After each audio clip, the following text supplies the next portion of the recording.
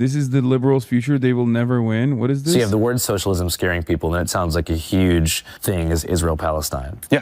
Where do you stand on that stuff? Well, I'm going to put my coffee down. There's so many things that have to be said. And what I've learned is if you don't say all of them, people think you're abandoning them.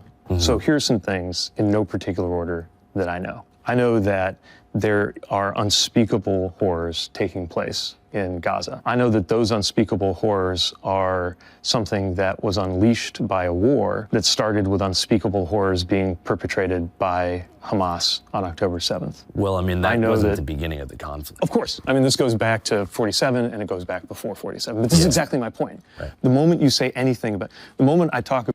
Dog, is it a genocide or not?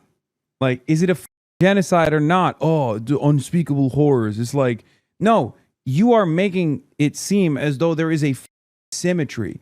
Before the genocide, there's an apartheid. No symmetry. After the genocide, there's still an apartheid. No symmetry. There's no symmetry in genocide. Okay? God damn, these guys are... It's just so crazy. Like, I'm going to be honest. I don't think he's got it in him. I think he's dumber than I think he is not as cynical an operator as I thought he was. Because if he truly had like the Tucker Carlson style dog in him, he would just be like, yeah, of course it's a genocide. It's completely unacceptable. We should really recalculate our endless loyalty and support to the nation state of Israel that demands so much from us when we can't even help our own citizens. Okay? That's what he would say. Even if he didn't believe it. Okay? Right now, a good room reader who really wants to be president would be saying those words. And the fact that Pete Buttigieg is not doing that and still trying to do this like wishy-washy shit and thinks he can like rhetoric his way around this implies that maybe he's not as cynical an operator as I thought he was. He's just like bad. He's just worse than I thought he was at this thing. Like part of the reason why I never liked Pete was because I thought he was a rat. I thought he was like a very cynical operator, right? I think Democrats that want to gain favor are still reluctant to let go of the Israel thing. Like it's obvious. And I don't know if it's because they just like can't read the room at all. Because the moment that someone actually says those words, it's over. The moment that someone goes up on a debate stage and says those words, they win. Okay? It's one of those things that gives you an immediate leg up. It makes you look earnest in the eyes of broad subsects of the population. This kind of wishy-washy will not stand. Like Tucker Carlson's going to win by Reagan numbers if this is what we are putting up in front of him. If it's Gavin Newsom and this against Tucker Carlson, he's going to go up on that stage and say those words because he knows doesn't mean that he believes those words. He doesn't have to believe in anything. He's just saying those words specifically because he knows people want to hear those words. And then it's over. He wins. Just wait, he even repeats the babies baked in ovens lie. Oh my God. Disgust at babies being put in ovens and people being flayed by Hamas on October 7th. Somebody says, well, you're not talking about the history of the Nakba and what happened with the displacement of Palestinians. And the moment I express disgust. This is such a perfect demonstration of being an Israel stooge in 2025, by the way. It's so funny. Yeah, made up claim from October 7th directly coming from the Israeli state, lies about everything, while simultaneously trying to create an asymmetry. And even in the hypothetical asymmetry that you're actually describing, the made-up claim on October 7th actually happened during the Nakba. That literally did happen. Zionist brigades did do that, actually. That is documented. And not only did they do that, but October 7th did not displace 750,000 Jews in Israel, but the Nakba did that to 750,000 Palestinians on top of 15,000 Palestinians that were slaughtered. God damn, dude. I'm so sick and tired of these pieces of shit. Oh my God.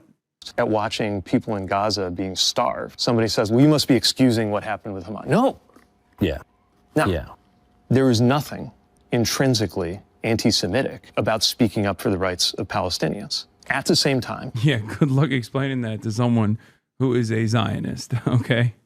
But at the same time, a lot of people I know who lie awake at night worried about their kids going to college or oh my God, look at the, again. These two things are not equivalent, okay? These two things are not equivalent. Even if, and I'm not saying that this is happening, but even if there was untold amounts of anti-Semitic incidents taking place on college campuses, the genocide would still be a genocide and abhorrent in and of itself. Okay? What the is this argument? What is this argument, man? It's like imagine my pet project is like public transit.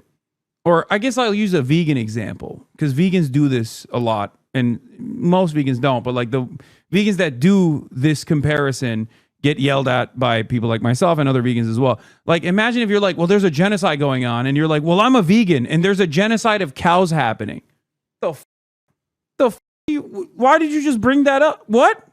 Like, what does that have to do with anything? Like, even if I were to agree, even if I was vegan, I'd be like, what the are you saying right now? How is that even remotely addressing this other thing that we're talking about?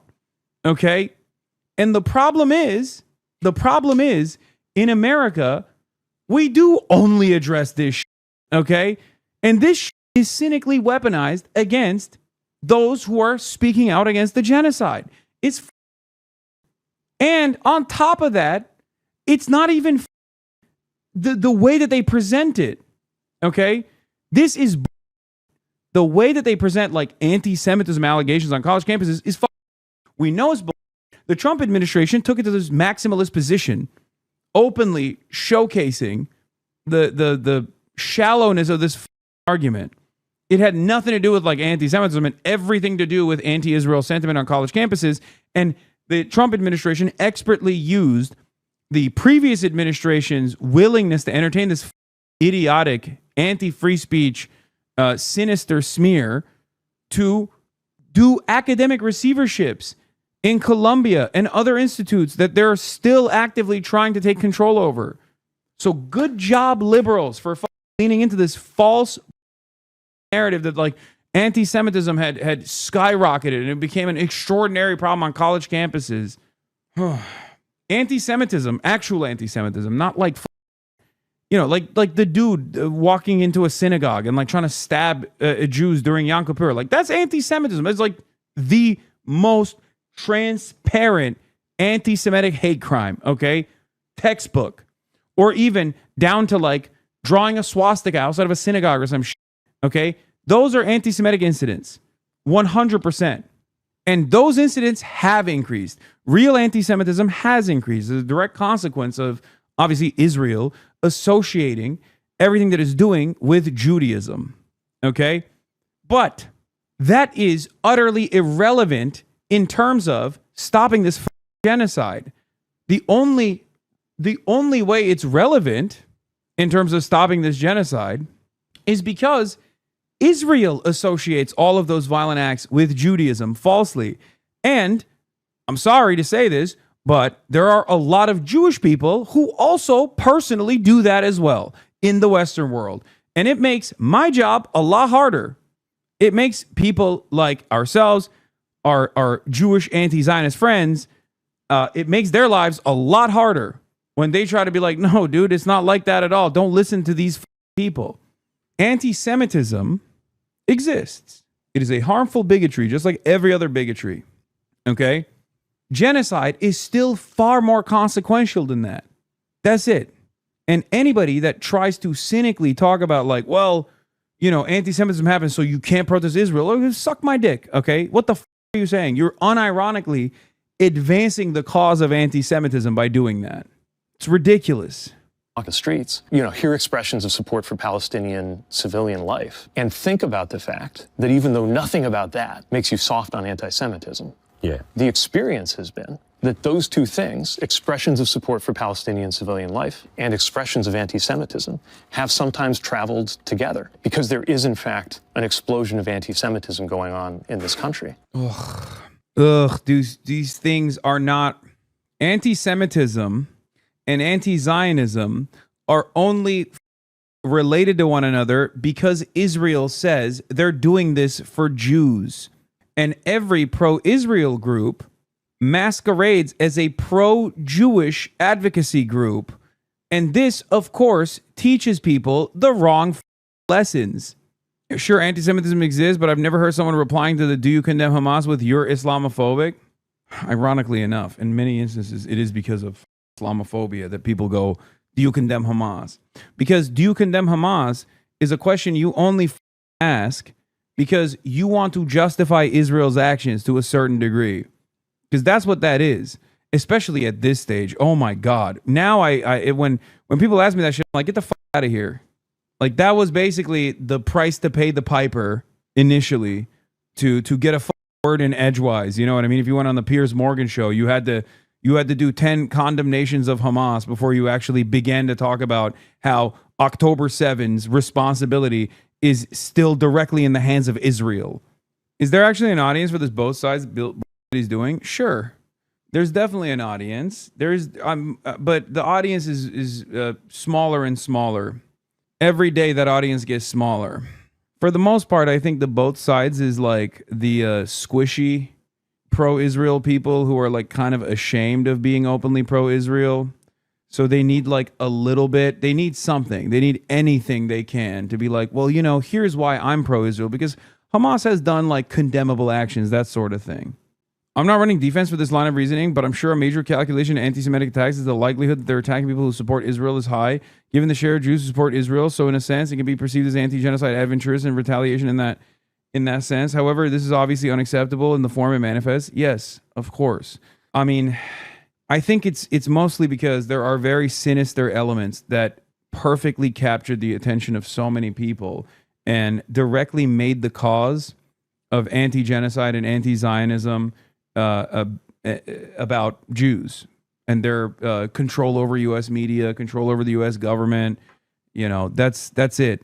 It's like there are so many people. This is why I kept warning over and over again. Like, this is a warning from a dude named Hasan living in the United States of America. Okay, a dude named Hasan who came to the United States of America in 2009. Okay, what Jews are doing in America when they defend Israel and say this is actually anti-Semitic if you criticize Israel, or what Jews are doing in America in defense of Israel and tying Israel's actions back to Judaism is like if I was running around telling that they are Islamophobic for shitting on ISIS.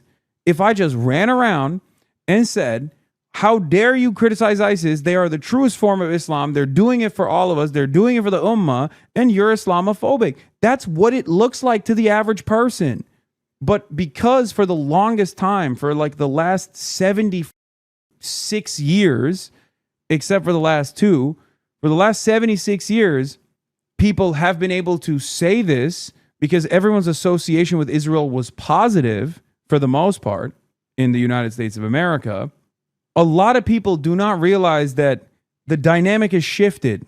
They don't realize that they were wrong from the jump about their calculations. They were wrong to assume that Israel was a good thing anyway. And also on top of that, they are wrong to assume that this is a good way to defend Israel or a good way to stop the conversation from taking place. The only thing that it does is it normalizes and justifies anti-Semitism. Okay? For the average person, for the average American, when you run around and you go, hey man, I'm Jewish and I love what Israel's doing, you are literally making people lean into the nascent anti-Semitic opinions that they already have. Because Americans can understand a bigoted argument much better than a complex argument, such as anti-Zionism. Okay? Anti-Zionism and a criticism of Israel from the perspective of like anti-fascist criticisms or anti-imperialist criticisms are much more difficult for Americans to understand. You know what's a much easier argument? Look at all the Jews in Hollywood. They obviously own the media. Look at all of the Jewish control in DC. Every American is going to look at the situation and go, "Oh my God, that does make sense actually. Yeah, you're kind of right. That's it. It's much easier to be anti-Semitic. It's much easier to make an anti-Semitic argument that Americans will respond positively to than it is to describe to them principled anti-Zionism from the framework of anti-imperialism, from the framework of anti-fascism.